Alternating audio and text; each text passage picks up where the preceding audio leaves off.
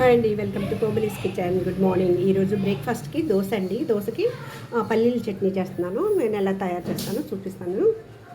First ఒక 2 table spoon oil వేసి 2-3 పచ్చిమిర్చి, కారానికి తగినంత కొద్దిగా జీలకర్ర, కరివేపాకు, ఒక చిన్న కప్పుడు వేరుశనగపప్పు, పచ్చి వేరుశనగపప్పు, 2 వెల్లుల్లి, శనగపప్పు ఫ్రై అయిపోయినాయండి. తీసేద్దాం ప్లేట్లోకి.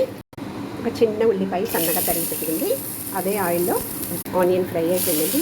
ఒక 2 టమాటాలు సన్నగా తరిగి పెట్టుకొని యాడ్ చేస్తున్నాను. చిన్నది ముక్క చింతపండు, ఇంకా ఉప్పు వేసేద్దామండి. టమాటా కూడా ఫ్రై అయిపోయిందండి. కొంచెం కొత్తిమీర ఈ వేడి మీద వేసేద్దాము. ఇలా అయిపోయినాక కొద్దిగా వాటర్ యాడ్ చేసి చట్నీ చేసి కొద్దిగా బెల్లం అండి. ఇప్పుడు గ్రైండ్ చేసుకుందాం. వాటర్ యాడ్ చేసి అయిపోయిందండి. కొద్దిగా పోపు పెట్టుకుందాము. ఆవాలు వేసి చట్నీ రెడీ, దోశ రెడీ అండి. మీరు కూడా ఇలాగా ఒకసారి ట్రై చేయండి. నా ఛానల్ ఫస్ట్ టైం చూస్తున్నట్లయితే సబ్స్క్రైబ్